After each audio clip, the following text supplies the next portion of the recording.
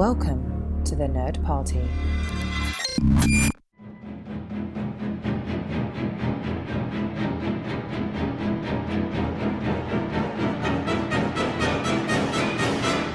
Hello and welcome to a special Between Takes episode of Missing Frames. I'm your host, Shawn Eastridge. Usually this is the show where we watch all the movies we should have seen by this point in our lives, but every so often we decide to have a little fun and just watch some movies for kicks and giggles. We're on the Nerd Party Network at thenerdparty.com. Check it out. There's so many great podcasts for everything you could possibly imagine, from Star Wars to Doctor Who to movies to TV, everything. Go over there. Go to Twitter and follow us at Join Nerd Party. You can even like the Instagram at The Nerd Party and like the Facebook page as well. You can like and follow the Facebook page. It's The Nerd Party. We are here today to celebrate a franchise, a Jaws franchise. And since this is now a thing that we do on the show, I have brought back the gentlemen from the Rest in Pictures podcast. We've got Brad Gullickson and Aaron Prescott here. Gentlemen, welcome back to the show. I'm so thrilled you're here. Thank you. I'm looking for an angry welder. Do any of you have an angry welder? I've always wanted to make love to an angry welder.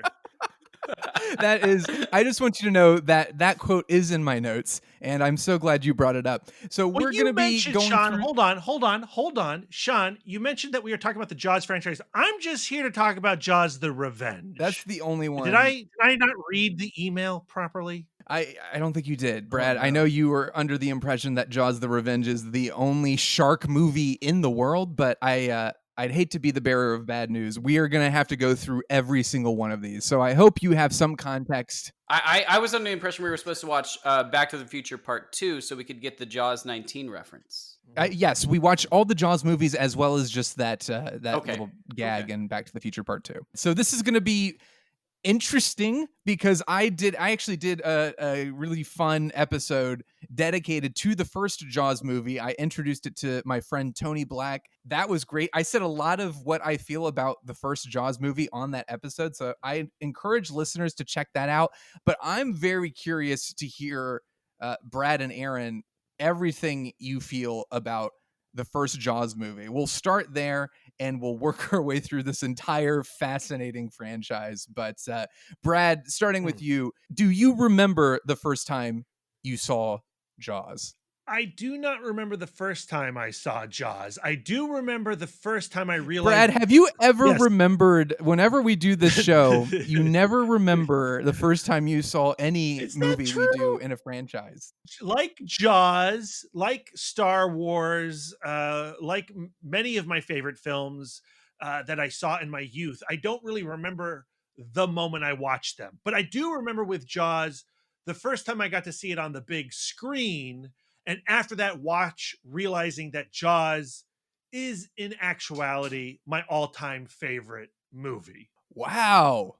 I Yes. didn't know that. I didn't know it was your all-time favorite. You can go to my letterbox. I have 94 of my top 100 films ranked, and Jaws is number 1. I feel like a terrible friend for not realizing this. Well, like, it's one of those movies where I felt like when you grew up with it, it was one of those films where, you took for granted.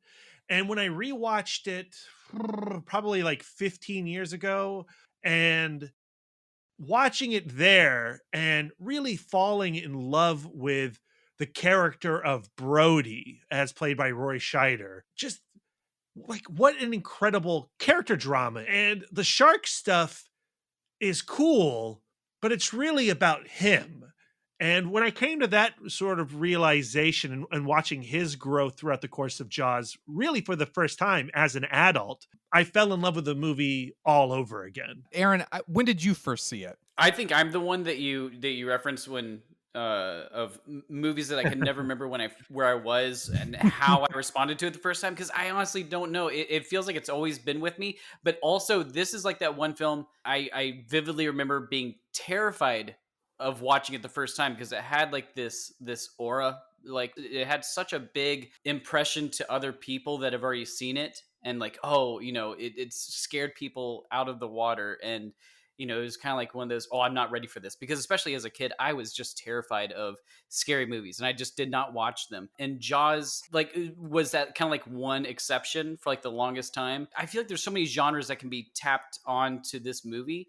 And I think horror is one of them, but there's also, you know, adventure. There's also almost a road movie in a way. And it is a perfect movie. I feel like my top one is always shifting all the time, but it is easily in my top 5 movies of all time. I remember the first time I saw it, very similar to Aaron's experience. I was younger. I want to say 13 or 14, and it was on TV, and I'd never seen it because, like Aaron, I was not a horror movie fan. I could not watch scary movies, and I knew Jaws was like one of the most terrifying movies ever. But it was on TV, and I was so captivated by it. Like, even though I was like, oh, I don't want to watch this, I couldn't stop watching it.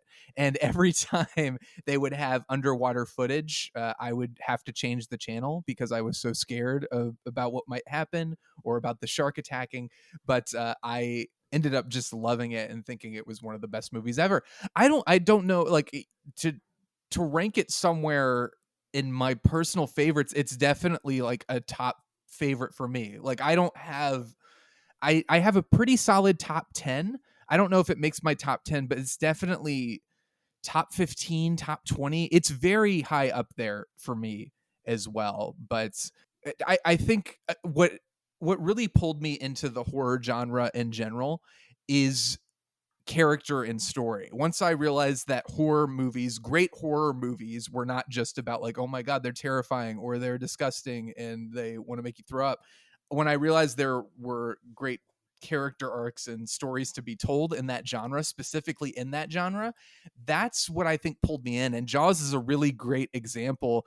Like you said, Brad, Brody was a character that really stood out to me as like, oh wow, this is like, I have to watch this movie even though I'm terrified because I just want to see what happens to him. I want to see I like Hooper. He's great. And Quint is great. I want to see what happens to all of these guys. I think that's the key to why the first Jaws works so well. And then you watch how Brody and Hooper come together and then they're pushed onto the orca with Quint. And like the journey of those 3 guys coming together, you know, none of them are alike. None of them would be hanging out with each other at the local bar. They would not exist in the same circles if not for this shark attack. And then suddenly you have the 3 of them on the orca out in the middle of nowhere, and they have to take down this beast. And once you get them into the cabin at night and you have the scar sequence where they're all showing off, well, at least Hooper and Quint are showing off their scars, and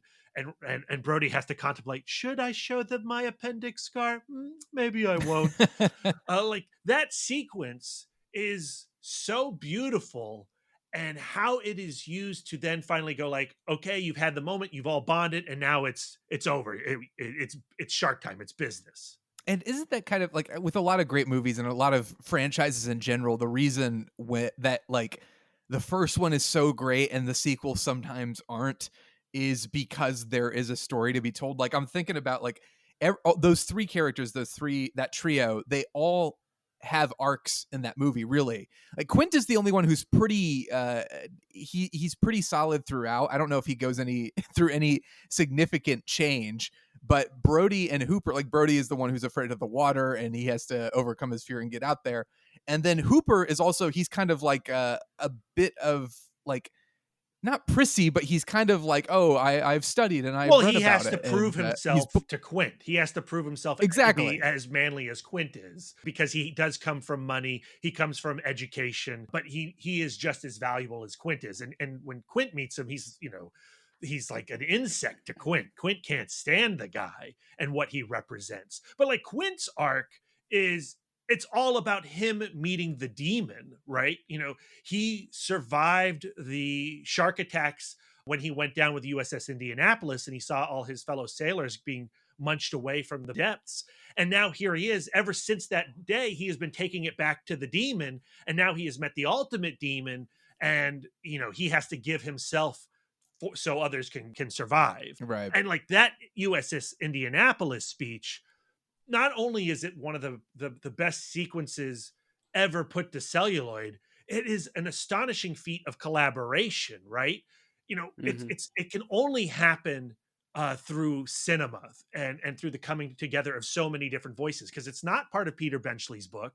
It's not part of Carl Mm. Gottlieb's original screenplay. It comes from Howard Sackler, the playwright, collaborating with John Milius, soon to be director, and actor Robert Shaw. And so those three writers come together, and actually, those five writers come together, and somehow the USS Indianapolis speech is the result. And so, like, I love it from a narrative and a construction point of view. And nobody knows who came up with what. Like, everyone is very quick to like, oh, it was Shaw, oh, it was so and so, but nobody. I don't think any one of them has said, like, they've all agreed they've collaborated on it, but nobody has said specifically like, oh yeah, I actually don't know who wrote that. And because that's So it's probably the truth, right? Like Spielberg says it was a collaboration, and I think that ultimately is what that speech is. yeah. And talking about Spielberg, I mean, this is his big breakthrough movie. It was the first blockbuster. It was huge, and it like launched so many careers, especially his. It's hard because a lot of this is I'm repeating myself from the episode I did of Missing Frames for Jaws. But what struck me rewatching it is just how confident Spielberg's filmmaking is. And he'd made a couple. I guess he'd done. Was it Yep. Sugarland Express? Was that it? Yeah, and And Duel. Duel. Yeah. And those were. I think one of them was made for TV. I think Yeah. both of them might have been made for No, TV. no. Duel- So it's Duel you know, was made for Duel was TV. TV. Yeah. okay, Yeah. gotcha. But Jaws, I haven't seen those, so I don't know. I don't Oh man, have anything to compare it to. you as far should as watch growth. Duel and Jaws back to back, because they make a good pair. Double feature Yeah, right there. Yeah. Well, I know that he himself has referenced like Jaws is almost a spiritual sequel to Duel in a Oh, way. yeah. And Duel played a big part in his deciding to direct Jaws. He said he got the script and was like, "Oh, I see parallels between Duel and Jaws. Plus, it's 4 letters in Duel. It's 4 letters in Jaws. This is a sign." But what amazes me, and especially as somebody who loves Spielberg and would maybe consider him my favorite filmmaker, going back and watching Jaws and just seeing that, like, just that enthusiasm and such remarkable filmmaking. I love that everything really takes place in a master, just these expertly framed masters where like the blocking and the way he frames it and the way the actors like move around, the energy of it, and the room he allows for happy accidents and improv is so fresh. But it's also he milks every bit of suspense he can from the movie, working with the limitations of the malfunctioning shark and shooting at sea, and every single problem that could go wrong. It did go wrong, but he somehow pulled all this together, and the filmmaking is there. It's, with Star Wars, some people could argue, oh, it's the editing that saved the product, but I feel like with Jaws, it's very clear that Spielberg knows exactly what he's doing, Yeah. and is confident enough to make it happen. There's also, like, you can tell Spielberg kind of coming from this kind of newly formed, the film brat background of having education in foreign cinema and having schooling behind him. He's starting to like really throw everything that he's learned into this. You get great split lens diopter shots. You get great trombone, probably maybe one of the most iconic trombone shots of all After time. Hitchcock. After In- Hitchcock. I think this one is more iconic with the way that like everything feels like that pressure is just going right into Brody as the little Kittner boy is getting it. I don't think there's a better representation of that shot. I understand the vertigo thing. All I'm saying is I agree that if you were going to compare like the longer lasting shot trombone shots, yes, Jaws, the Brody shot is probably in everyone's mind in a way that even the vertigo shot's not there. But if you're going to talk trombone shots, I just want to make sure you mention vertigo. That's all I'm saying. I think to Aaron's point, something that's amazing, that shot has almost become a cliche. Like, I feel like now when I watch it in a movie, I laugh because if it's executed poorly, it's a parody of itself. So when you watch Jaws and you see it to its full effect, it works so well. Like, I've got to side with Aaron. He should. Also, no, let me say my trombone shot thing. Hitchcock uses it as to show the actual effect of vertigo. So it is a literal representation of what Jimmy Stewart is going through. Spielberg uses it, and it's a metaphorical trombone shot, right? And so It's an emotional thing. it's an emotional thing. Every trombone shot after Jaws is trying to do what Jaws does. And what I'm waiting to see is somebody to use that shot that is not the way it's used in Jaws or in Vertigo. When go watch Lahane. What was that? Late 90s, directed by Matthew Kasovitz. That shot where the three main characters are on the bridge, and it's like the slowest trombone shot you've ever seen in your life. And it's like just a cityscape behind him, and everything just like it like goes from like this super wide shot, and it completely flattens it, and it's an amazing use of it. So go watch that. That's a great modern trombone shot for you. Yeah, modern. Yeah, it's real modern. What's amazing about this again, though, is Spielberg is pulling off a lot of oneers. Like I forgot that's something he does, and I haven't gone through his filmography recently enough to know, like, oh yes, he does that in this, and Raiders, and in E.T. But it feels like Jaws in particular. I don't know if it was done economically because he only had so much time to film it, but the fact that he pulls off these wonders, they don't feel showy, they don't feel like, oh, look at me showing off, I'm like trying to do this. I love the framing of it is so story and character driven. That in my most recent viewing of Jaws is what impressed me the most. And once we get on the ship, obviously things change and it's a little bit more exciting and a little bit more fast cuts and things like that. But I love the way the movie really like takes its time building suspense, but also letting the reality of this world set in through these very organic conversations and blocking. Yeah. Well, let me jump in, because there's one thing I always like, I always like to one up Brad. And so there's one thing that I can one up him with every time I watch a movie, or at least certain movies, is I get to watch these movies with my kids. Okay. And Jaws, watching this with my kids was awesome, because it was also like, I think I first watched this with them last year was the first time. And it was like one of those movies where I was like hesitant, because I remember like when I watched it when I was young, like I ruined bathtubs for myself. I ruined swimming pools for myself. I was sure any body of water that was, more than ankle feet deep, like a shark could definitely get in here somehow. I know it.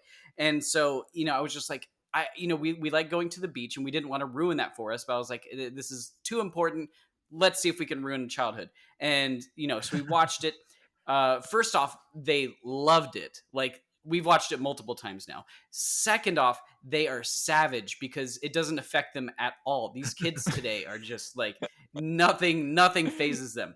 And, when you're talking about, the blocking of the shots, there's the shot where the orca is, everybody is just boarded, and it's setting off into the ocean to go after the shark.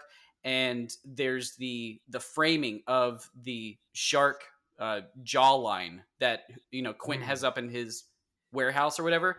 And then my daughter, she was 9 at the time, and she says, I literally wrote this down on one of my quotes. It's like they're trying to tell us what's going to happen.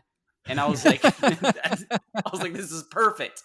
It's Spielberg taking the foundations of storytelling and the fundamentals of filmmaking and making it accessible for film buffs and making it accessible for first time, moviegoers who are still like taking it all in. I think if Spielberg died after E.T., he would be my favorite filmmaker. Whoa. I'm just saying that run of films from Duel all the way to E.T. are nearly perfect.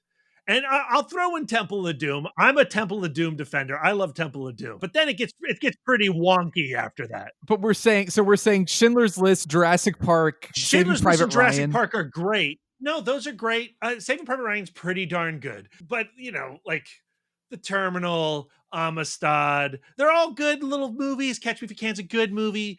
Minority Part's a good movie. I even like Bridge of Spies. But through E.T., it is masterful. It is flawless filmmaking. Even 1941? I'm a defender of 1941. It's a terrible film, but it produced one of the greatest comic book adaptations from Stephen Bissett and Rick Veitch, courtesy of Heavy Metal Magazine. if you hate 1941 as a film, go find well, you got to go to eBay because they're not reprinting that ever again because of studio nonsense. Go find the adaptation of 1941. It's bonkers and beautiful and everything Spielberg could not have done with that movie.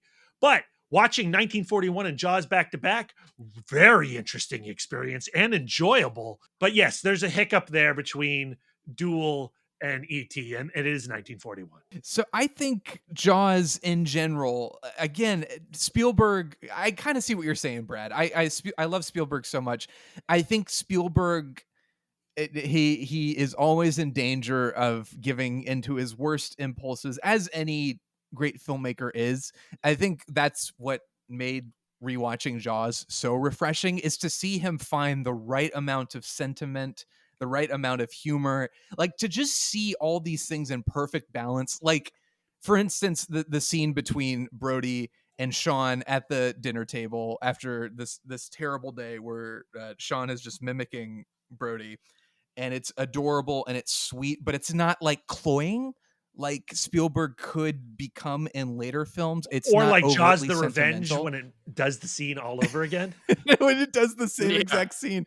Oh my God. But you know what I mean? Like, you know, Spielberg, he's a master. E.T. is, I think, the perfect example of like perfect schmaltz. Yeah. Like it's sentimental and it is pulling at your heartstrings, but it always feels sincere and genuine. I think that's about the most Spielberg was able to get away with that.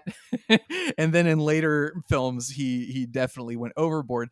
But with Jaws, like, you have this very perfectly placed character moment that doesn't seem like it was something, you know, I haven't read a screenplay for Jaws. I haven't read the book, but that doesn't seem like something that was written down. That seems like something that happened on the day that Spielberg was like, let's just run with it and let's go with it. And you get the sense of a lot of that in this film. I think that's why Jaws, you know, Spielberg is a genius, obviously, but why Jaws works so well is you get that sense of these happy accidents, these little like characters talking over each other, and the improv feel of the movie. But the banter between the characters is so good.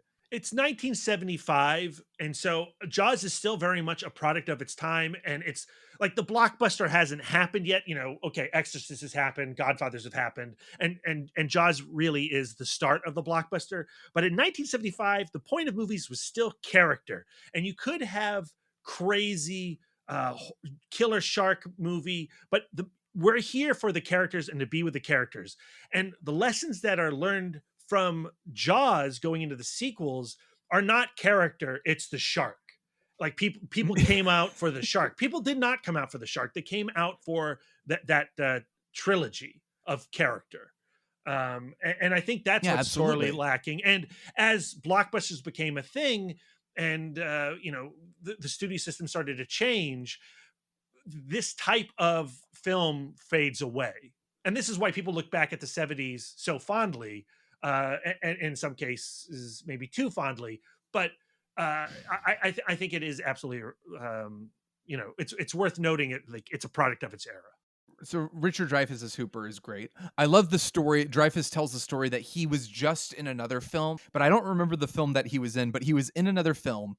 He just turned down Jaws. He saw himself on screen in this other film, and he thought his performance was so atrocious that his career was over. So he was like, oh, I better go be in that shark movie that Spielberg's making. Otherwise, my career is I have done. a feeling that movie is Dillinger, 1973, which is a John Milius movie. And Richard Dreyfuss is not particularly good in Dillinger.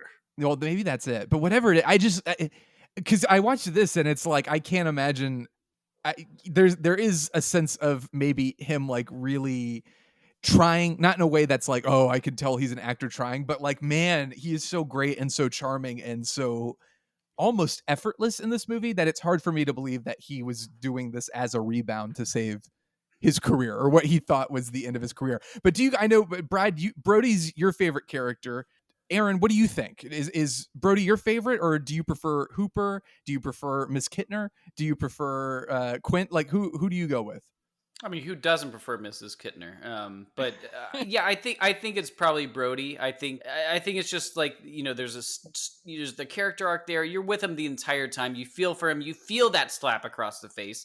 You know, you feel helpless to the political buffoonery that stops you from closing the beach. You feel that sense of being on an island and hating the water. I would love to see a rendition of Jaws from each of those characters as the central focus, and then coming together at the end. I'd love to see where those people come from, but I also love that they just kind of like pop up, do their part, and kind of join in on the team. That's something, again, I know we'll get to the other movies in this franchise for sure, but as I went through the other movies, I constantly missed not just the dynamic between Brody, Quint, and Hooper, but just the sense of like flesh and blood people, like the sense of like these are real people that exist. They're not just like paper thin characters and types.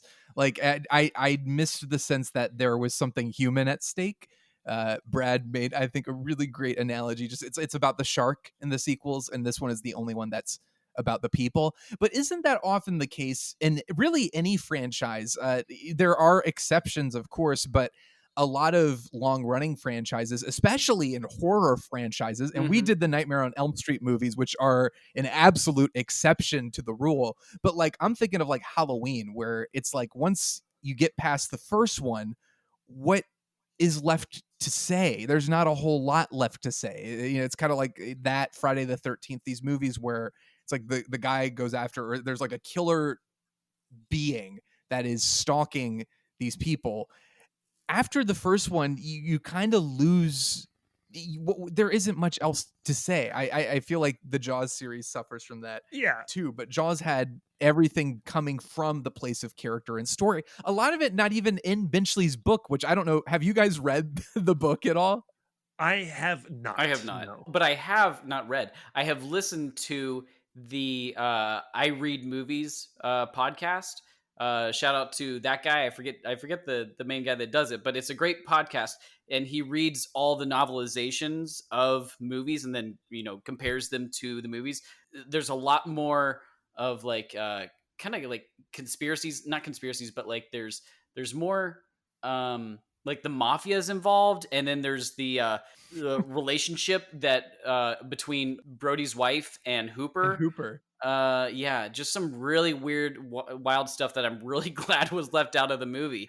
But yeah, it's so great. But every character is completely you just want to like get more of them. Even Murray Hamilton, the great Murray Hamilton, you want more of him, even as like terrible and as just despicable as he is. I just want more of him in his vibrant suits and just.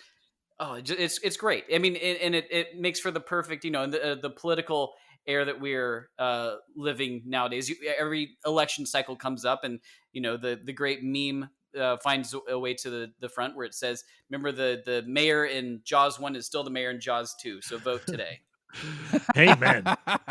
Learn from Jaws 2. Learn from Jaws 2. That's right. That should be every political campaign slogan. Well, let me ask you this. The Indianapolis scene, of course, is like by far one of the, I think, everyone's top 5 favorite moments in the film. What's another standout moment for you in Jaws? Like the moment outside of that scene that you're like, I love this. This is exactly why I love this movie. Brad, we'll start with you. What's a standout moment? Well, I think we've mentioned the 3 that are my 3 favorite sequence, which are the USS Indianapolis speech and everything building up to it in the cabin. There's also, the mimicry of between father and son and how Lorraine Gray observes from a distance. That's my second favorite scene.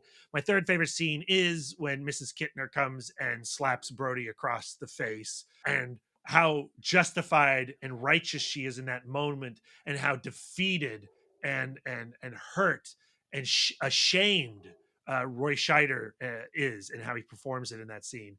I think if we're not talking about those sequences, then I would go all the way back to the beginning of the film with the Skinny Dipper sequence that opens up the movie. That it's our first encounter with John Williams' score, which we haven't even talked about yet.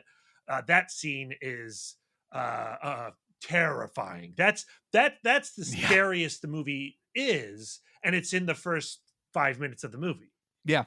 It really sets the tone for the rest of the film. And it is, and I mean, that's very, very true. John Williams' theme, which goes from being haunting to foreboding to adventurous to emotional. Again, Spielberg, this movie launched his career. This movie kind of in the same way it launched Williams' career as well. Just the same sense of confidence and incredible variety on display. I love all of it. But Aaron, what are some standout moments for you? I think Brad hit on all of them, and Yeah. like well, when you say all the scenes, you hit them all. But that I think that's another thing. I think that's another thing is there is not like an ounce of fat on this movie. Like there's Yeah. nothing to trim, there's nothing to cut. Like every scene just feels like put two guys throwing the wife's pot roast into the ocean connected to a tire. That's great. But no, I love the son imitating the dad. Like you said, it's not cloying. It's very genuine, and it feels of the moment, and it feels real. It feels like the moments where like a dad has just had it, and the kids who have no idea what's going on, just like I need to play with my dad, and that was a perfect moment. But also to Brad's talking about the opening scene. The weirdest, wildest thing that my kids have taken from this movie, and I kid you not, like this goes on, and I'm not exaggerating, on a daily basis. For some reason, they picked up on when Chrissy and the guy she meets at the bonfire, when they meet and they're running down, and he goes, "What's your name?" And she says, "Chrissy." And he goes, "Where are we going?" "Swimming." For some reason, the way she says it, that like makes them laugh so hard. So they say that all the time.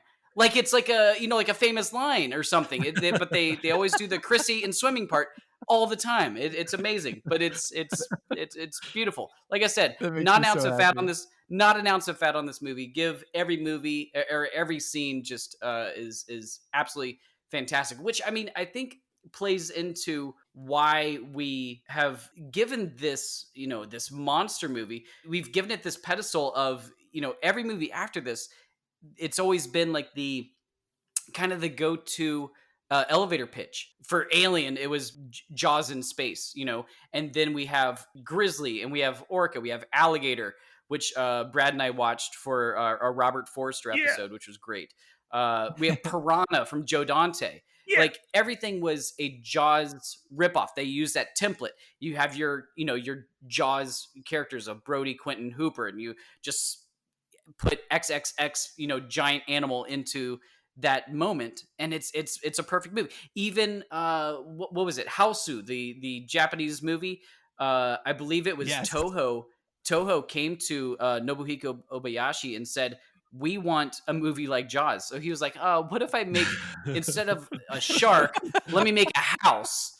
And I was like, "Well, that's perfect." And also, let me just make this movie instead. Yeah, exactly. So it was, it has that sort of just, it's so iconic in so many ways. It's troubling to even pin it down. The power and the influence is still seen to this day in ways we can't even begin to process or imagine. But Yeah. these are all great moments. I think when I think of Jaws, I think of the adventurous hero theme and the three guys on the boat, those shots of just like panning across as we see them chasing the shark. I think that, like, when I think of this movie, I think of that, and every time I watch it, I get that thrill that I hope I get from any movie I watch. That sense of like, oh, I'm so into this. I love this so much. Everything about this movie is working, and I'm so happy to be on this adventure. But I mean, Jaws, it's perfect. What else can you say? So I guess I used this rating scale on the Jaws episode I did with Tony. I'm gonna use it again because I think it's a great rating scale. But I think it's obvious, but from 1 to 5, how many fair Spanish ladies would you give Jaws? With 1 being the lowest, 5 being the highest. Aaron, we'll start with you. It's like there's some movies where it's like, was that a perfect movie? And you try to like nitpick or something like it. For me, this is an easy 5. Easy 5. Brad? All-time favorite movie, 5. Wouldn't it be funny if your all-time favorite movie was like, oh, it's a 4-star movie. It's pretty 3.5. good. Yeah, so 5s across the board. Let's move on to Jaws 2. So from this point on, this could technically be a real Missing Frames episode because I had not seen any of the Jaws sequels for Oh, obvious really? reasons. Huh. Nope, I had not. And it was really because Jaws, as we've described, is a perfect film. It's a Mhm. masterpiece, and I was well aware that its sequels were not. But weren't That you pleasantly nobody surprised would. to discover that Jaws 2 is basically Jaws 1 in all its greatness? My first impression of Jaws 2 was very similar to my first impression of Halloween 2, which was like a lot of people talk about Jaws 2 as like, well, it's not the first movie, but it's better than all the other ones for sure. And it at least is kind of, so yeah, Jaws 2. I didn't like Halloween 2. I definitely did not latch on to that movie. I thought, again, kind of what I was saying, the first Halloween was so perfect at what it did. And then the second one, it's kind of like, all right, it's sort of the same movie, but without any of the depth. That's basically Jaws 2. I was super bored by the entire movie. I appreciated Roy Scheider coming back. I appreciated him trying, even though he so clearly doesn't want to be there. It's not a phoned in performance, but there is an undercurrent of like, why am I here? Where are my best friends? I need Robert Shaw and Richard Dreyfuss. Where are you guys? Um, there's none of the thrill or the humor or the heart of the first Jaws. It just feels kind of like, why? That's what I thought the whole time. But Brad, where do you sit on Jaws 2? Just initial. It had been a long time since I'd watched Jaws 2 because even as a kid, I found this film profoundly boring. On the rewatch, I was pleasantly surprised by how much I enjoyed seeing a lot of the Amity supporting cast return. Not just Yeah. Lorraine Gray and Murray Hamilton, but a lot of the sidekicks. His deputy and his secretary, and just like a lot of the random townspeople are back for Jaws too. And I was thrilled to see them, and I feel like that sense of place is still maintained in Jaws 2, despite it still being crazy boring. Aaron, what do you think? Listen, so because of my hesitation with the first Jaws movie when I was younger, once I finally got into okay, I watched Jaws. Jaws 2 was like the obvious next step. And so because this one was, we get to follow along with the kids of Amity, and they're in peril as well, and I kind of was like, well, they can't all be eaten. I was like, I feel like I'm a little more safe with this one. So this is the one I probably watched the most, Weird. especially when I was younger. It was just like it felt like it was a little easier. But I had a weirdly soft spot for this one. It was just like I found something kind of fun with it, and the dopey kids, and how it kind of we talk about it, coming away from the character arc, motivated by our characters, especially the three main ones of the last one. In true horror fashion, this one kind of gets into like a slasher motif. Oh my God, And totally. it's just like, yeah. And so I kind of dug that. And so yeah, it's not a great movie, but he eats a helicopter, so that's pretty cool. He sure does. I do like that Keith Gordon is one of the kids. And Yeah. I'm a fan of that guy. Well, I feel like Aaron, I completely agree. The movie feels like generic slasher, and I remember very early on when they were giving such focus to the kids, and there's so many different types. There's like the nerdy kid, and there's the new hot girl, and Michael is in the middle of all of this. But it's like, first of all, I was like, do all these kids hang out with each other? Like, why is it in all these movies all the different cliques hang out with each other? This was never the case. Like, the nerdy kid did not get to go make out with the hot girl with the and the popular kids were never inviting them along. But I remember very early on going, oh no, this is like a legit slasher movie with really annoying teenagers. It's a little more believable because they're on an island. There's like only 5 more kids on this island, and so those are the rejects. that couldn't make it into the group. So I could get along with this one. You could buy it. But yeah, that was definitely another impression of mine. The first thing I was like, is there anywhere to go with Brody's character? That was kind of the first thing I was thinking in the back of my mind as I was watching it. And it very clearly is not. There's nowhere to go. And then the other thing was like, okay, so the movie doesn't really have a reason to exist. He like gets fired from his job. I can't even remember why he gets fired. I think because he goes nuts. He's like, oh, there's a shark. And they're like, no, it's not a shark. Don't they say it's just bluefish or something like that? Yeah. Like it's well, like he wasn't supposed to be in the movie because he was going to be the deer hunter, and then he got his butt fired from the deer hunter over creative differences. And then he was like, fine, sure, I'll do Jaws 2. My schedule's opened up. Yeah. And didn't he did Jaws 2 as a means to like get out of a contract or something? I feel like he did. I feel like I read something that was like Roy Scheider did this one because he wanted to get out of that makes sense. Universal contract. He was like, he's like, if I do this, I don't have to do anything else you want ever again.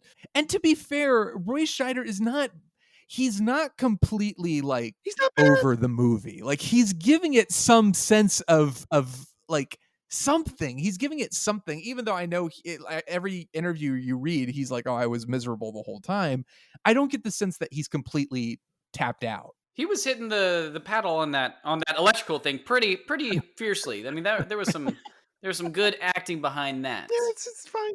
It's good. What do you think, Brad? I hear you squeaking. What's going on? Okay. I think he's all right. I think Roy Scheider's fine in the film, but I mean, it's just to your point, Sean. Like all the character growth has happened in the first movie, and this is very much like Die Hard 2, where you're like, okay, John McClane and Holly are together again, but that tension is missing. Where McClane is trying to recover his marriage while also still being a jerk. And that tension is missing in Die Hard 2, which is why suddenly they're on the outs again in Die Hard 3, because they're trying to recapture that. And without any like proper character motivation other than I'm going to go save these kids. And for some reason we have a shark attack again on our beaches. There's nothing to like hang on there as an audience member. Yeah, and they try to create this dynamic of, oh, he loses his job, he's going crazy, but they don't even really have a I don't think there's a moment where, because I thought they might be trying to build it up as like, oh, he loses his job, everyone thinks he's crazy. It would have been nice if they'd maybe leaned into that a little bit more. Like maybe Brody is haunted by this thing, like he's constantly like, maybe he's been looking for another excuse, like another reason to become the big hero or something like that. Like his career has kind of stagnated a little bit. Imagine he's not excited by Jaws 2 ending with there being no shark and it all was if it was Brody was behind everything. He'd planned it all. He'd done everything to make it look like shark attacks, but really he was the one doing all of this. And at the end, he just eats all the kids. I would love that film. Yeah, no, that'd be cool. But I feel like it did try to go to like a place of like, is this a figment of my own imagination? There can't possibly be a second shark attack in this place. But like I said, my soft spot was, with the kids, with those huddled rafts, bound together and having a few kids getting eaten. That was kind of nice. But it was. I remember one of my my parents had some friends. This was when they were living out in San Francisco, and they had some friends that were teaching some students, and they were off on a trip to the Catalina Islands off the coast of California, and I guess they were doing secondary shoots for Jaws 2, and they needed somebody who had like a smaller frame. And so my friend's parents were substituted in for like, I think it was the girl that got eaten when Shawn is on his little, like his overturned dinghy. Oh, wow. That's my parents' friend's legs that are seen from the bottom view. So that's kind of cool. That kind of redeems the movie a little bit. Now I know why you like it. Right? No wonder Aaron liked it so much. I think there's something, and this carries through to Jaws 3 and 4, where you have actors really giving it their all, particularly in the realm of being terrified. And I guess this comes from Chrissy in the first movie, because man, that opening scene is so like horrifying and shocking, and she is so committed to the part, and she is like screaming bloody murder. And I guess everyone was like, well, if she could do it in the first movie, the least I can do is try. But I there's like when that one girl, the girl that Michael has a crush on, is just like screaming constantly, and then there's like another girl who's like praying. She's like, Jesus, please save us, please save us. And I'm just like, this feels so hackneyed and forced. Like none of it feels remotely real or genuine. And it just reminded, because Jaws 2, the first Jaws got a lot of leverage out of not showing the shark. And I know a lot of it was because of the technical facts that the shark did not work and they couldn't show it, but it works so well in the film's favor. And this movie is just immediately, I think you see the shark right away, and it is amazing how much less terrifying it is. And I don't like get that sense of suspense or terror or anything. And when you have these kids like screaming and being ridiculous, and you're just kind of like, it's a shark, great. Like I just, the balance for me just was not there. I don't think there was a single moment in this film where I felt like, oh yeah, I'm very on the edge of my seat. Well, there's no Steven Spielberg. Of course. I mean, he did direct Supergirl. Yeah, he did. Yeah. Yeah, the guy directed Supergirl, and what else? He directed something else that was like crazy. Santa Claus the movie. That's it. Yeah. I love Santa Claus the movie. You know, I remember when I first saw it, and the boyfriend and girlfriend that are in the dinghy, like they're by themselves, and she's like the first one that Brody and his wife encounter out in the water. Like he like finally makes up to the boat and is ripped off. I remember being kind of terrified by that as a kid. So I don't know. I think I had a fun time with it when I was a youngling, and it just felt like all like the cutscenes. It felt like it was something. All the B shots that were being done for Jaws 1, everything that was cut to the floor. Like, we don't need another death. We don't need anybody else going out here. Why do we have those people in the ocean? You know, it felt like all that stuff that was cut up, and they were like, just reform it into a second movie. And I didn't have that big of a problem with it. Yeah, nowhere near as masterful. Well, do we think, like, is there merit to the argument? Aaron is obviously, he's the one defending the film. Is there merit to the argument? Because a lot of people consider like Jaws 2 to be in the wheelhouse of like, oh, of course it's not as good as the first one, but it's still a solid sequel. And where does that fare? Does this movie qualify as a good movie? Does it qualify as a good sequel? Is it fair to hold it up to Jaws? Like, can we do that? Like, I mean, we kind of have to. It's in the same. Yeah. It is a sequel to that movie. But like, do we think, like, if you take the obvious argument that this will never touch Jaws, is this a solid movie? Like, does it work overall? No. I think it stands on its own. Yes. I think it stands on its own. Like, yeah, it doesn't even need Brody in it. Like, it doesn't need it doesn't need Murray Hamilton coming up, other than the fact that it gives us great memes in 2020 for our political system. I feel like it provides just enough, kind of terror and keeping more kids out of the water. Not as successfully, but it's a fine movie. It's nothing great. I have to hear Brad. I have to hear Brad's opinion. That was such an enthusiastic no. If you're a junkie, all right, and you've hit the sweats and you are trapped in a dark room, and there's only one thing that will satisfy you is more Jaws, then Jaws 2 will help that Jaws junkie. But that is the only scenario in which Jaws 2 needs to be watched. And clearly, we've all been Jaws junkies. We've all watched Jaws 2. Shawn was able to resist it for a longer period of time because he has this incredible stamina and respect for himself in ways that Aaron and I do not. So we have succumbed to Jaws 2 many times, too many times.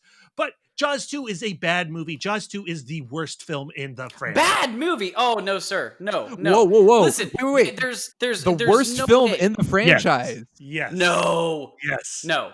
It is not creatively the worst film.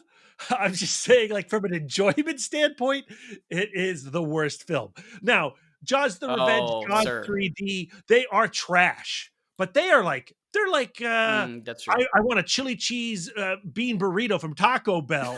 Like those are delicious, and you crave those. There's nothing in Jaws 2 that you ever crave unless you're that junkie and you just need more Jaws, and you're going to get Jaws wherever you can. So, Brad, you're on the opposite side of the spectrum, whereas like the consensus seems to be that Jaws equals masterpiece, Jaws 2 not masterpiece, but worth a watch. You're like, no, not at all. No, and I only revisited it because you guys made me. I was like, okay, I'm going to give this a chance. Oh, I like being with all these people. It does give me like the warm, nostalgic feelings, but it's so damn boring.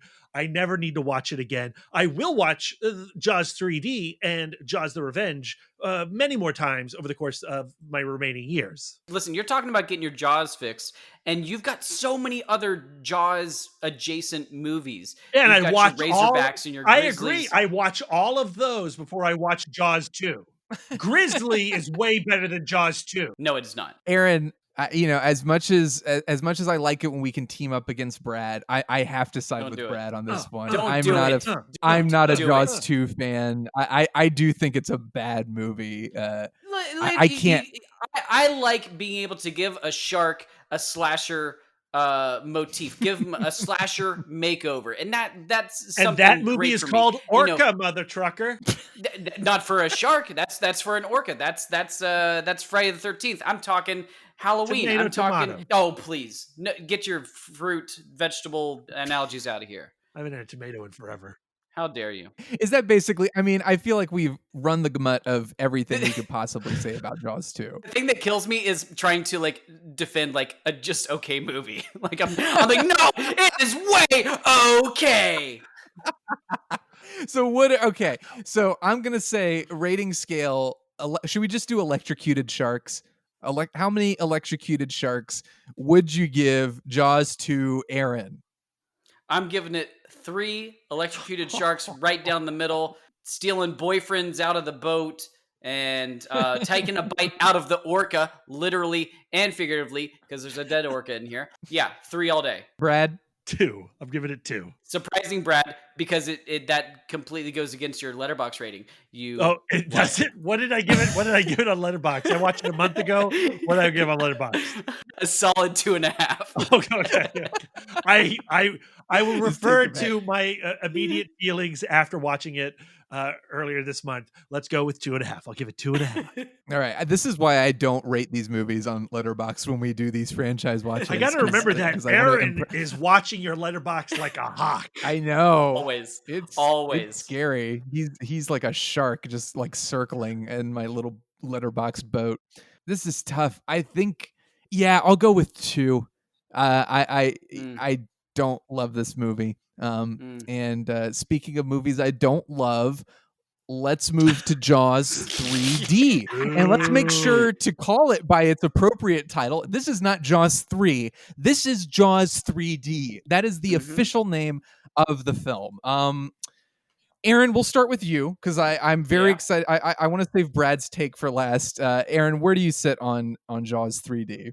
We don't even need his take, really, if you think about it. But listen, Jaws 3D is a not good movie. I'm not sure there's anything redeemable about it. I feel like this was another one that I feel like I had like a soft spot for ages ago when I just had no common sense. And, I had a fond fascination of SeaWorld.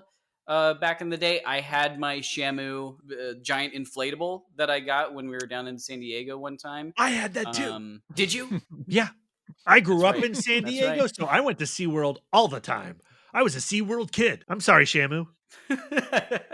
R.I.P. I did not know better. Go watch Blackfish. Anyways, this one, speaking of slashers and like the kind of angle that they started to go, every single slasher movie did its 3D version that was usually fairly awful. And it was just like, here's a reed that's coming at you. Here's a, piece of this. I don't know. They did so many shots where like it just sticks on a frame of whatever just to like, I'm sure the crowd is just going, oh, I feel like I can touch it. Incorrect. Best. It works every time. I love that stuff. Friday the 13th. And You Jaws would, 3D, wouldn't you? great gimmicks. I love it. Love it. Louis Gossett Jr., God bless him. He's doing his absolute darndest to be. Let's call him by this, his character name, movie's Calvin Bouchard. Calvin Bouchard. Calvin Bouchard. Dennis Quaid was supposedly, hopped up on drugs the entire time, and you could just feel it everywhere. Like there was nothing about this movie that was interesting. And let's get into a conversation. Brad, how good do you think this movie is? Oh, I think it is garbage, but I love it. Like I have such a good time with Jaws 3D every time I watch it. I try not to watch it in the proximity of the original Jaws. That does a great disservice to Jaws 3D. But if you are looking for a very specific trash-like experience, Jaws 3D delivers. It has really out there, bizarre performances. I think Louis Gossett Jr. is having a good time with it. I think he leans in on that scenery chewing quite well. I love Simon McCorkindale as Philip Fitzroyce. I think he's a lot of fun doing his ridiculous not Quint performance. Oh yeah. And I dig his lackey quite a bit too, and they're very intense bromance that they're having. I want a whole movie with those two guys. And I agree. I want more of that. Also, I could not understand a word he was saying when Philip Fitzroyce finally, gets it in the turbine or whatever. And his lackey comes down the tunnel yelling at him. I could not understand a word he was saying. He's speaking English with the Queen's tongue. My mom is English. I understand it perfectly well. P.H. Moriarty is great. He's usually great. I just couldn't understand him. He needs to give the Queen's tongue back to the Queen because he's not using it right. Nope. You just don't have the ear that I do. I heard all those words perfectly. Let's not revisit it. Let's keep moving on. But I enjoy these characters. I love the setting of this SeaWorld and the undersea kingdom and the sequence in which all the tourists are trapped in the tubes. That all works for me. I like all the stuff coming out and poking the audience's eyes. I think the 3D is a lot of fun. I had an opportunity to finally watch it in 3D at the Alamo Ashburn, and it's a little nauseating. God. It's a little nauseating, yes, but it's still effective. It's still effective. This is definitely, like, as far as Jaws sequels go, probably the only one I would tell people to watch, frankly, because it is so like Brad's saying, it is so trashy, but by this point it's like they knew they had nothing of value to offer. Like they weren't. Jaws 2 is like trying to be in the Jaws 1 wheelhouse. It's like it's bad, it doesn't work, but it's trying to be solemn and serious, and it's still in that kind of realm that almost makes it worse in a way because it begs comparisons to Jaws 1, whereas Jaws 3D is just like, oh, this is flat out terrible and absurd. Plus, on top of it, you add the schlockiness of the 3D effect in general, and you get all kinds of shots of, like you said, just like lingering shots of water plants, like something sticking out at you. There's some great stuff like an arm floating in the water, which those things happen way too sparingly. I feel like I felt like there were more shots of water plants and reeds and things like that than there were of just dismembered. Something that actually mattered. Yeah, it was just, guys, I can completely get behind you with like the schlockiness and like the the outrageousness of putting Jaws into a theme park. That's completely in my wheelhouse. But there is like, if this was done with any sort of decent execution, like it would be a lot more palatable, but it's not. It just feels like hot garbage. I mean, has Joe Alves done anything else? No, this is his only movie. And rightfully so. I see what you're saying. I wish it was so much more. Yeah, it almost is not. I will say this: I was definitely like bored watching it. Like Jaws 2 was a different kind of boring, where I was just like, I don't want to. This is just lazy. Jaws 3 is like, oh, it could have been so much worse, and I wish it was. There was that level of boredom where I felt like the absurdity and the ridiculousness and the full embracing. There's some great, like, insane 3D stuff in this movie, especially the shot at the end with the shark coming towards the window, which is just Oh my. never not hysterical. But it does feel like Jaws 3D should be more ridiculous. It should be going completely overboard with it. And it's not Jaws 2 levels of like solemn storytelling, but there's enough like boring character stuff with again, Michael Brody. This is the most baffling age jump I think I've seen in a movie since like the jump from Rocky 4's 10-year-old Rocky like child to him being a teenager in Rocky 5. It's the same thing with these movies. Like, is Mike supposed to isn't like I don't know it doesn't make sense. I think this is a science fiction film because clearly we've gone into the far future. Right. But like I do like actually a lot of the character stuff, not necessarily with Mike and Bess Armstrong, although I do sort of like their chemistry. I really like Bess Armstrong and all the stuff with the dolphins. Interesting. What's his name? Shut up. Like This all is my the stuff with the dolphins. This is my time. Everything? Leave me alone. I like all the stuff with the dolphins. Dolphins are very friendly. But going back to the younger Brody, played by what's his name?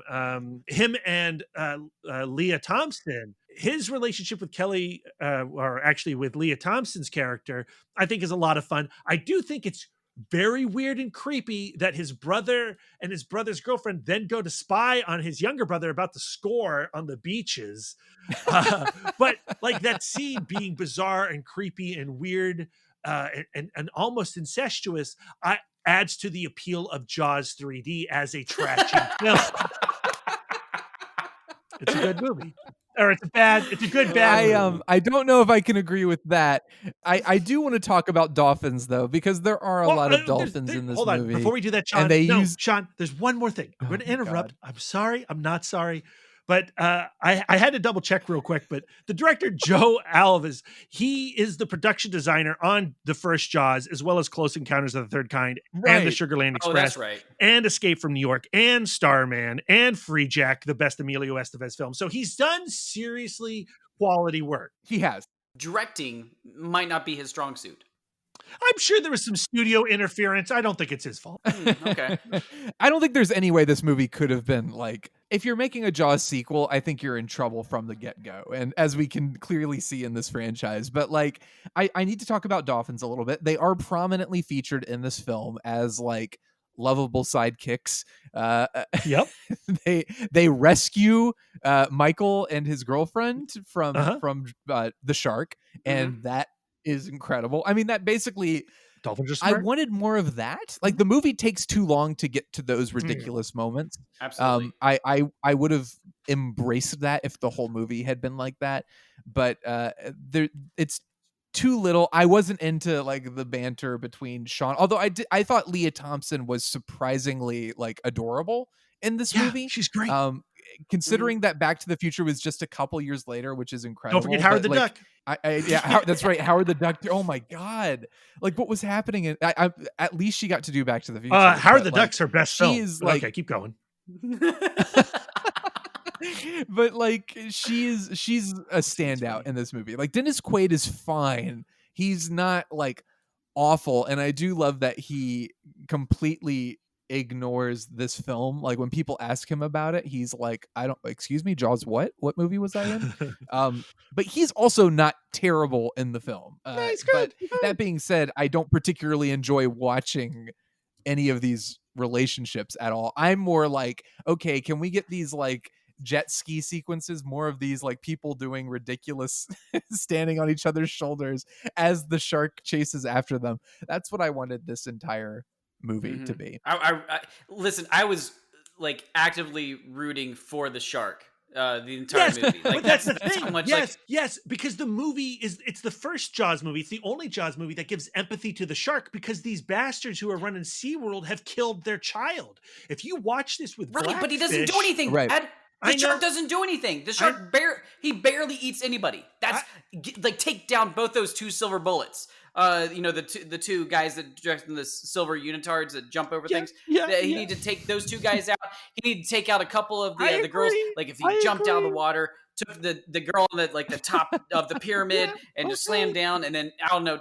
And what's up with the pig as the mascot dancing around as one of the SeaWorld mascots? A pig? Do you Come on remember now. all those What's going weird on here? SeaWorld mascots? There was a lot of strange SeaWorld mascots. Can we just talk about the weirdness of SeaWorld in general? Yes, Like weird. who thought like this was an accurate product? Like they were like, yes, please put our name all over the Killer Shark movie where a shark. I want to know what that conversation was where somebody was like, let's make it happen. But even more, the SeaWorld exec who was like, this is going to be great for our business.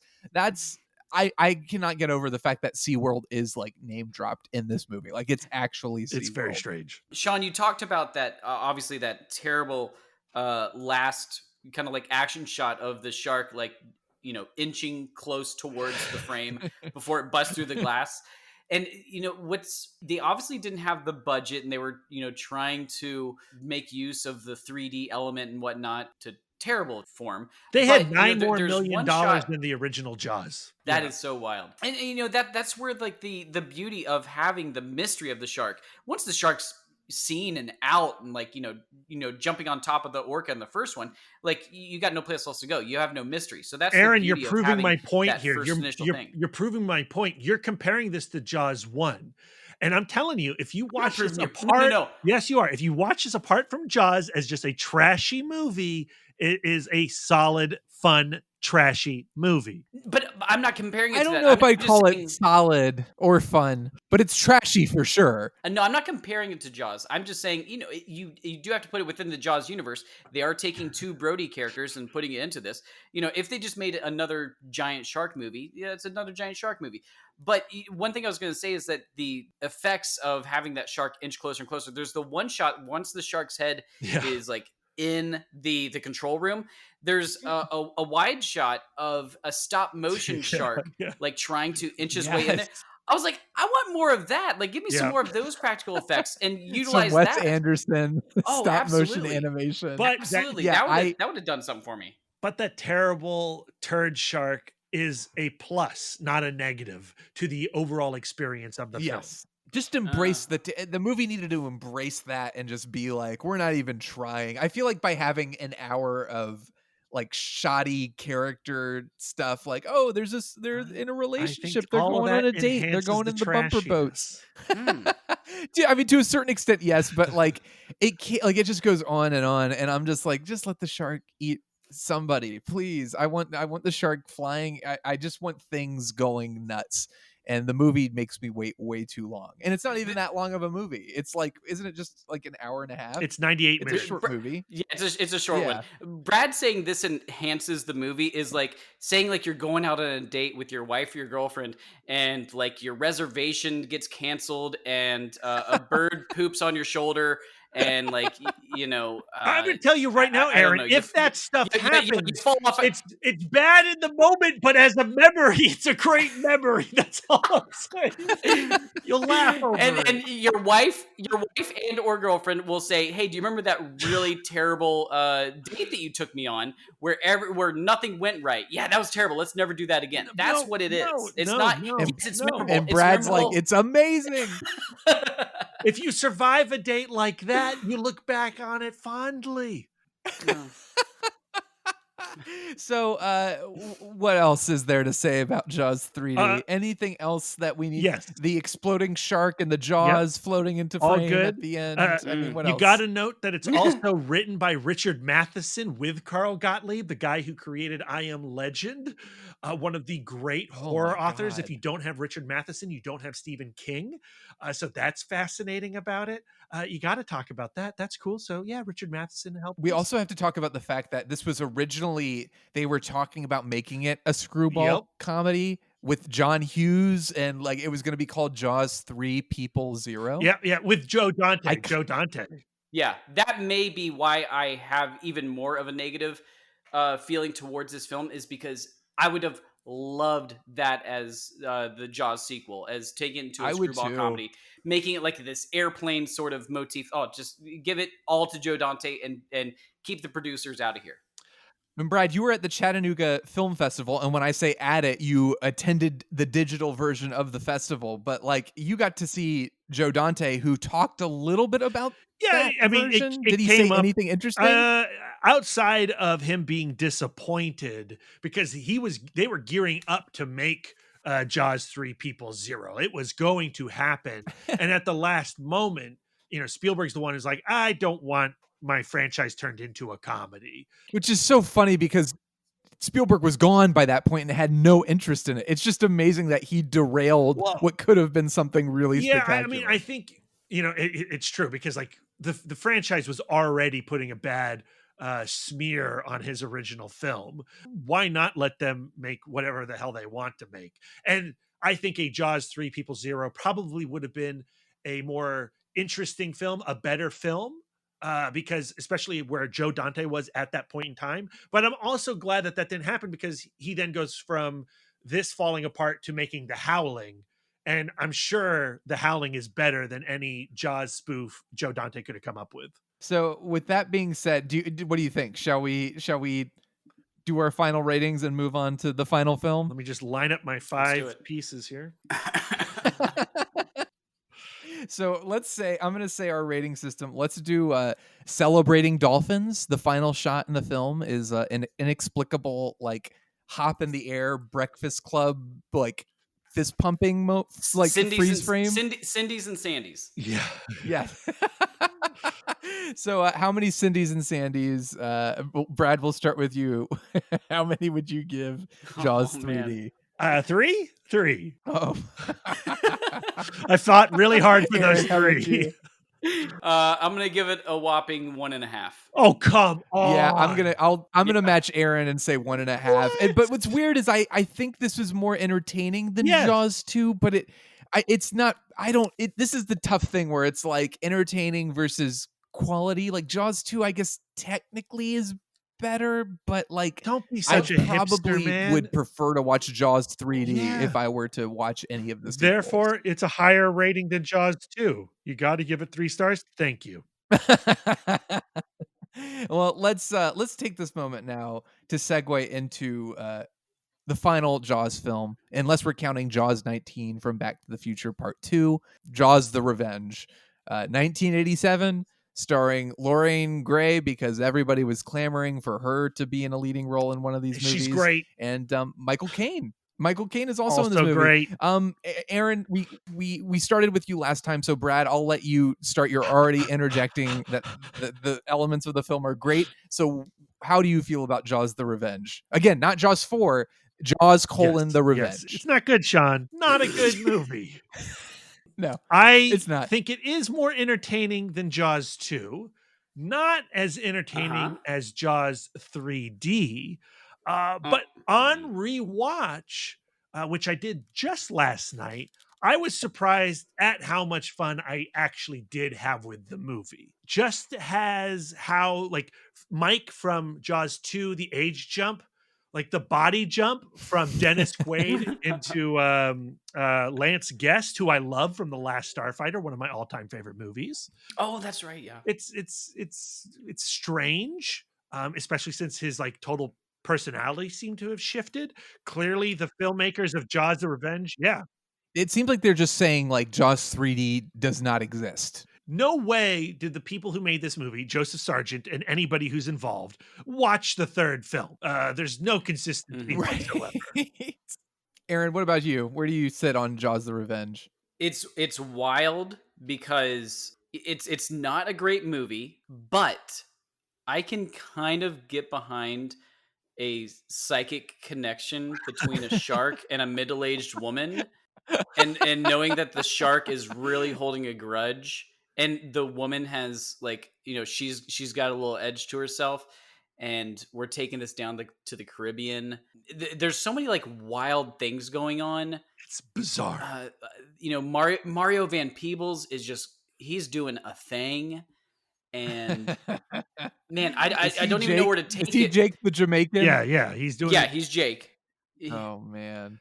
And there's so many crazy things going on, but I can kind of get behind those crazy things. Also, it is a much better shot movie than Jaws 3. Can Yeah. you get behind that? I can agree with sure. that for sure. I think that's where I take it is execution gets me. Like when it's something that's wild and crazy and out of control and shouldn't work, as long as you're trying your best to make it work, unlike Jaws 3, I'm gonna ride this with you and we'll see where it goes.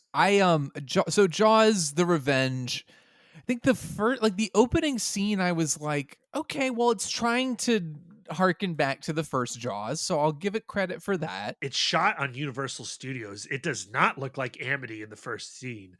It's very strange. Yeah, it's definitely, it looks cheaper, and it's definitely not like there was at no point in the opening I was like, oh yeah, this is probably going to live up to the first one. But I was trying to figure out, like, okay, so Shawn is now a cop in Amity.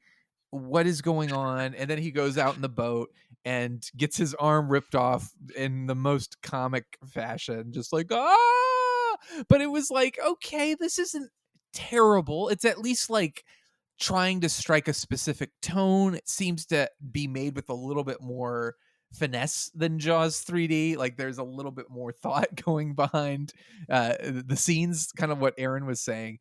But then it like very quickly unraveled for me when it became about Ellen like just being depressed and sad and falling in love with Michael Caine. Like that whole again, I don't care about these characters. I don't care about the relationships. Jaws 3D kind of like has the wackiness of the theme park coming into play, but Jaws the Revenge is very focused on like this, like, oh, we're all dating. Let's go on a double date together. Like let's do that. Like it focuses so much on that and so little on the shark stuff that like the whole middle section of the film for me, I was just like dying. I was so bored. I was surprised at how much I enjoyed Lorraine Gray's performance, which I probably shouldn't be because I think Me she's too. a great actor. And once you buy into this psychic connection, whatever's happening of this shark following her wherever she goes, like once you buy into it and you go like, okay, that's what's happening, I'm gonna believe that. It's not bad. And then like at the end of the film, when she finally gets to confront the beast that has taken her children and her husband, kind of sorta, I felt some sort of like, yeah, spear that shark. I felt none of that.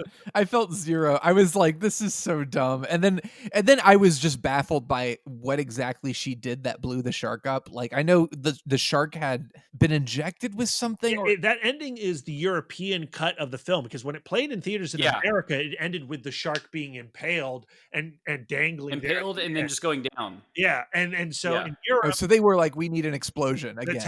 Yeah, they were legit just like, let's just explode something. Let's make sure that Mario Van Peebles survives, and so he survives in the European cut. That was amazing, which makes like no sense, because I love how this is the first Jaws film that gets a PG-13 rating, and there's that shot of the shark dragging Mario Van Peebles into the deep. I love that shot, but how that's great. I have no idea.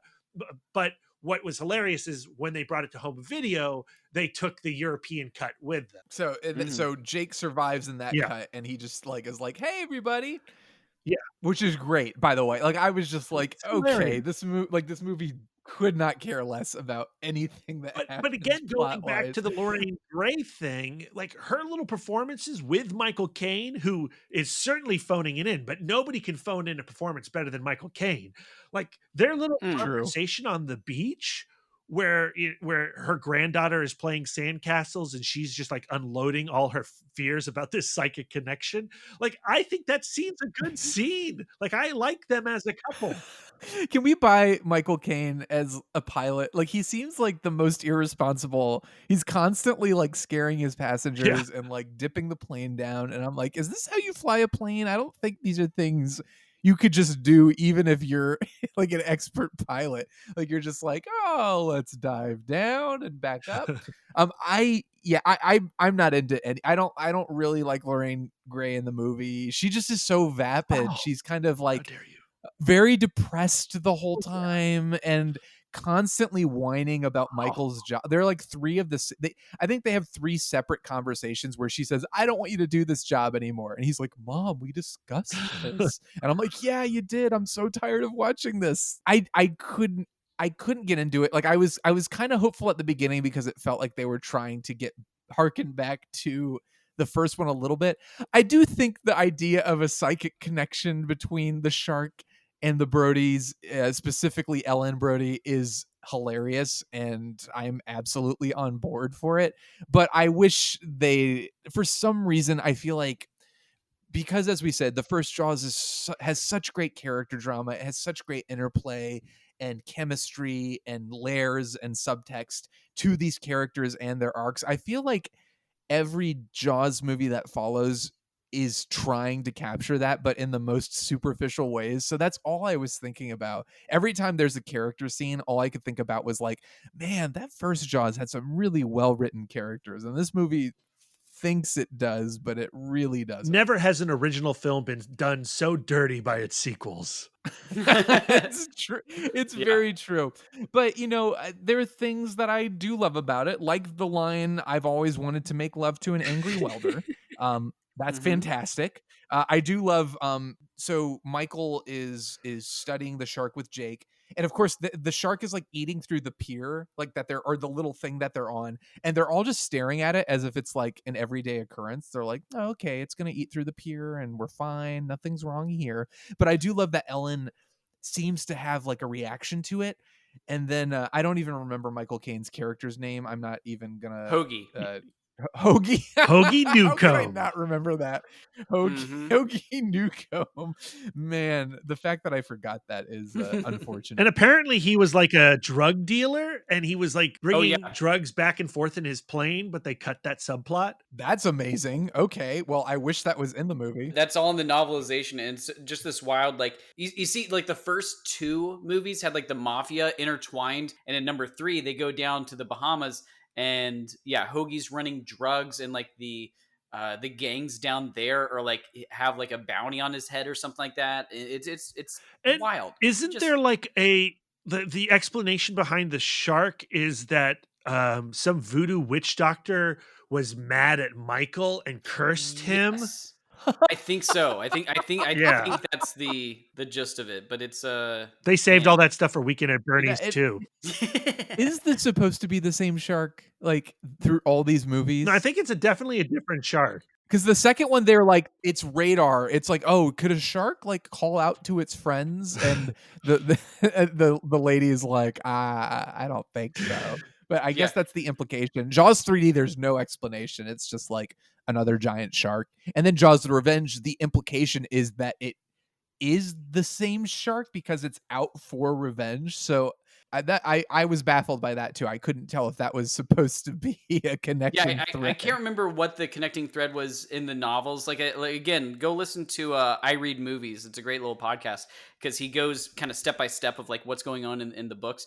But there's the shark. The best thing about the novels supposedly is, especially in the sequel novelizations, is the shark kind of monologues and has like these like thoughts. And so like the second one, you definitely know it's the I don't want to say the wife shark because like there's a good history of the shark itself and the lineage in the novelizations. Go check those books out. It sounds like everything I wish had been in the movies. Right, but right. But the scene that I love that I would also love to describe is the moment where, as the pier is being eaten apart and Ellen senses that her son is in danger, and Hoagie goes, "Is something all right?" And she goes, "I'm terrific," and she runs off and starts dancing. That again, inexplicable and kind of hysterical, but the movie. The fact that it seems to think that it's presenting something significant with its character interplay is what for me kills it. I'm just like, I don't care. And why is Jake so overtly Jamaican? This is terrible. Well, we talked about how like we said in the first one, how one of our favorite scenes was the mimicking of the child to Roy Scheider's Brody in the first movie, and then they kind of replay this one in Jaws the Revenge. unfortunately, it's with the wrong kid because we're following Michael, and the Yeah. kid in the first one, that was Sean, the Right. youngest one. Right. And so it does, like, none of that even makes sense. It's just a wonderfully, hey, look, we're referencing this movie you used to love, and we're just digging a coffin even further and further into the ground. Yeah, it's like it's just derivative, but also like adding insult to injury or injury to insult, whatever it is, all of it. I just remember thinking like, oh no, they're not going to do that, are they? Why are they doing this? Why is it going on even longer? Like I never thought that I could hate the idea of the scene more than when it's presented in Jaws: The Revenge. Yeah. What else? Was there any explanation for why they crashed the plane into the water? I know they're trying to save Ellen, but it felt a little like, all right, well, I'll crash the plane, and then there's no escape for any of us. That was very was there an strange. explanation for that? Other than just we got to get You to her. You got to get to the boat somehow. Yeah. But what is she Okay. going to do? Who knows? It's great. Sequel logic. I think everything can kind of be summed up with when somebody asked Michael Caine, what do you think of Jaws 4 or something like that, and he says, well, I actually haven't seen the film, but I have seen the house that it built, and it's terrific, which I think is one of the best. And Michael Caine does, like you said, Brad, like he can phone it in, but he phones it in with such like gravitas, like you completely believe that he is in it all the way.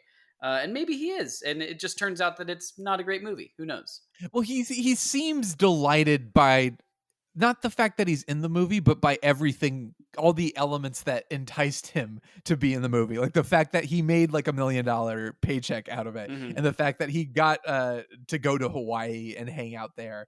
Like I think he has this like aura of joy about him that like he's just like, I don't care, I'm at the beach, this is fantastic, this movie is stupid, I couldn't care less. I wish he was the main character. I mean, yes, I agree with you 1,000% there. I would love more Michael Caine in the movie, but like Michael Caine comes from that school of acting where like acting is a job. He's been hired to do this thing. He Mhm. will do it. And it doesn't really matter if he likes the script or whatever.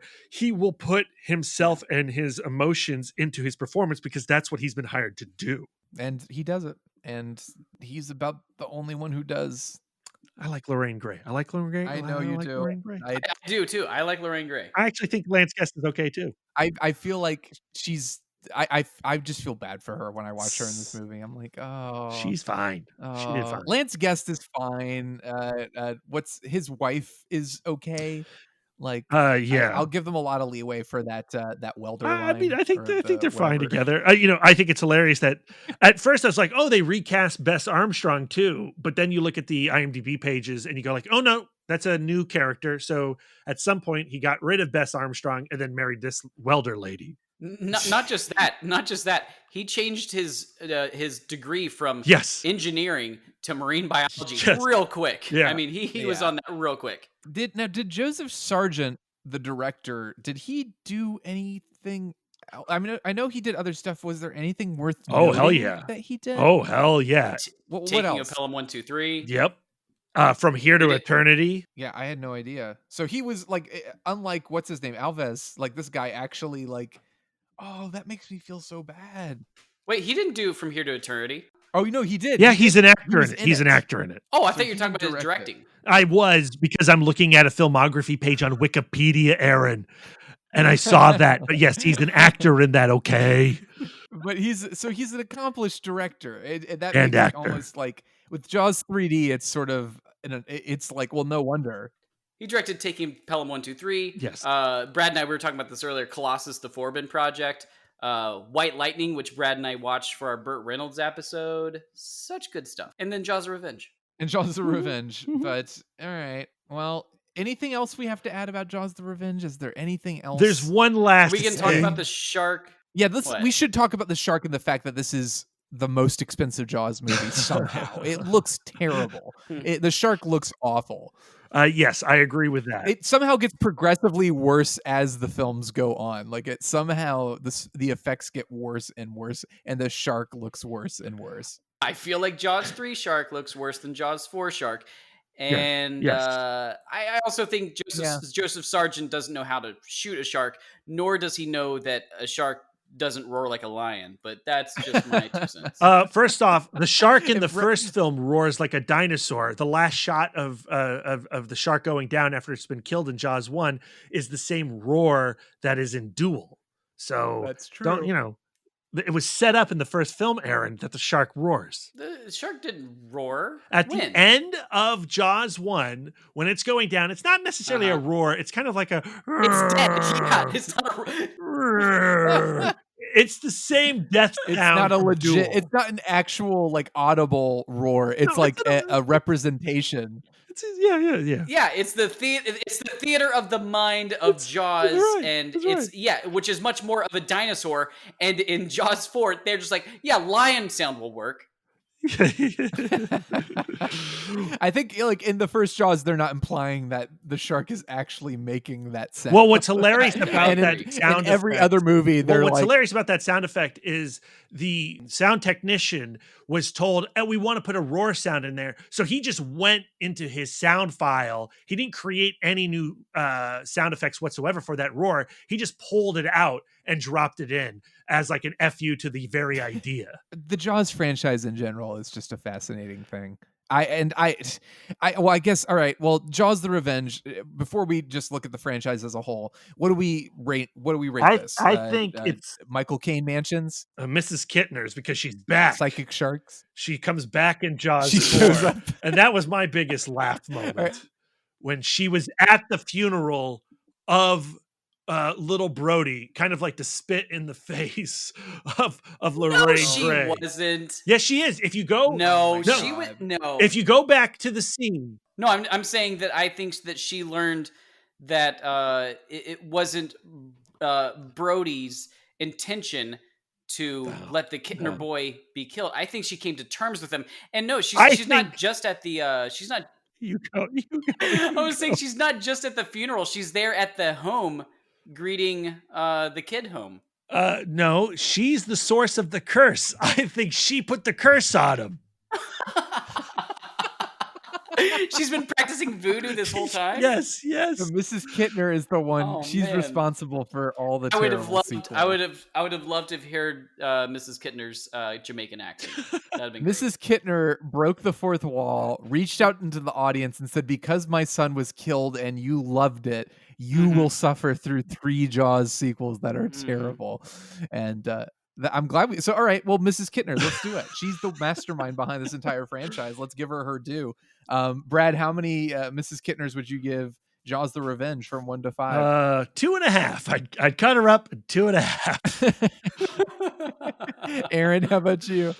I'm going to take it back a bit to 2 full stars. And you know what? I kind of equate this to when we did our wonderful Batman franchise watch. And, obviously those first 2 are the first 2. Right, Brad? Yes. Don't listen to Correct. Shawn. Correct. But 3 and 4 of the Batman franchise were not good movies. They are not good movies at all. But I had more fun with number 4 because it was much more Schumacherian. And Jaws: The Revenge is the Schumacherian. I object. Movie of 3. the Jaws franchise. 3 is the most Schumacherian. Full stars. No. Schumacher would have put in way more neon lights at SeaWorld. I don't think either Jaws 4 or Jaws: The Revenge and Jaws 3D are on the level of Batman Forever or Batman and Robin. They're not nearly entertaining enough. They're not nearly that enjoyable to watch. So I think Jaws: The Revenge, I will give it a 1 out of 5 Mrs. Kittners. And I'll leave it at that. This is we've done a few franchises now. We've done Die Hard, we've done Nightmare on Elm Street, and we've done the 4 Batman movies, the Burton and Schumacher movies. I think the Jaws franchise is probably the worst one overall that we've done so far. Would you guys agree with that at the very least? Yes. Jaws 1 is a masterpiece that I think is probably the greatest film out of any of the franchises we've discussed. But every other movie. Like holding this up to even the Die Hard sequels, with the exception of 5. Like I'd have fun with all the sequels of the Nightmare on Elm Street movies, or like I don't love the Burton Batman movies, but I see what they have to offer, and I get a huge kick out of Batman Forever and a little kick out of Batman and Robin. But the Jaws 2 through 4, I like. 3D does have the schlock, but not enough to make it it's not like Freddy's Dead. It's not like Freddy's Dead where that's just like nonstop absurd entertainment. I feel like the sequels to Jaws are just kind of like, yeah, like that's how I felt. No, I agree with you. I think the Jaws franchise is one of the worst franchises. I would take probably anything from the Full Moon catalog over the Jaws sequels. Give me Subspecies 3 any day over Jaws: The Revenge and Jaws 2.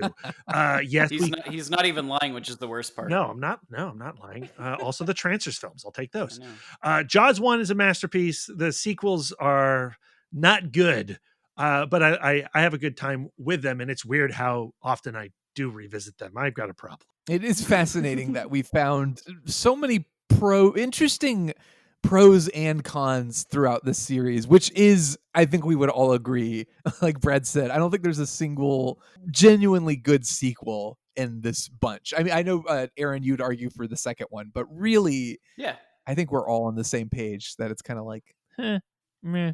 But either way, I don't know if I'd say I'm glad I watched them, but I am glad we got to discuss them. I'm glad I got to hear your thoughts on them. That definitely made the more painful experience of watching them bearable. I had a good time. It was the thing that got me through. I was like, at the end of all this, I get to talk with Brad and Aaron, and that'll make it worth it. Yeah. Good time. I still enjoy these movies. I own all of them. Aaron's currently holding them hostage, but I think they're worth owning and revisiting, except for 2.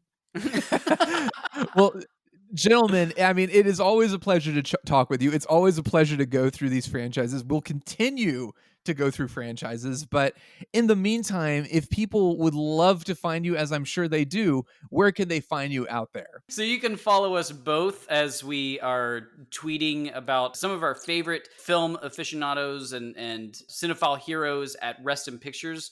You can find us on Twitter and Instagram. And we do a podcast. Whenever we get together, we pick somebody who has just passed away, and we get together and we watch 3 films together that we're definitely going to talk about. And then we try to watch as much as we can in a time span. This whole COVID thing has really thrown off our game a little bit. We haven't met up for a while, but we're planning on getting back in track and trying to get 2 episodes out to you guys pretty soon. But we have about 26 episodes that you can catch up on at any of your favorite podcast players, iTunes, Podbean. But you can follow me at A Cool Hand Fluke on Twitter and Instagram. Brad? Yes, I am Brad Gullickson. You can find me on all social medias at MouthDork. I would recommend the Rest in Pictures podcast as well if you like hearing 2 people bicker and talk over each other like you have this last 2 hours, 3 hours, how we've been recording. Go check out this podcast Aaron was talking about. You got other stuff too, Brad. Oh yeah, I mean, you could brag about it. Come on, bring it. You can find me on Film School Rejects nearly every day. That's at filmschoolrejects.com. It's on the World Wide Web. And I'm on the In the Mouth of Darkness podcast at ITMODcast on Twitter, Instagram, all the social medias. And we just wrapped up our series on Harley Quinn and Poison Ivy on the Comic Book Couples Counseling Podcast. You can find me at CBCC Podcast on all social media. And I'm over here on the Nerd Party Network. Like I said, you can follow at Join Nerd Party on Twitter, follow the Nerd Party on Facebook and Instagram. And typically on Missing Frames, we watch all the movies we should have seen by this point in our lives. I don't think a single Jaws sequel is a movie we should have seen by this point in our lives. But yourself. We've seen them now, and I don't know if we're better for it, but we're definitely wiser, I would hope. But you can also find me at YeChandorman on Twitter. I would love to hear some Jaws 2. I feel like for some reason that has enough defenders. There are too many people out there saying they like that movie. I think we need to stop that right off the bat. I want to hear some more Jaws 3D people, some defenders coming up to defend Brad's opinions. Yes, please. I need it. Just find us on there. Talk with us. Let us know how you rate the series. And yeah, I thank you again, gentlemen, for being on here. How should we sign off? Oh, we should do the whole Here's song. to swimming with bow-legged women. Oh no, I thought we should. Oh, I think no. we should do the whole No. song. You know, show me the way to go home. Boom, boom. I'm tired and I I want to wanna go to bed. Boom, boom. I had a little drink about an hour ago, and it went right through my head.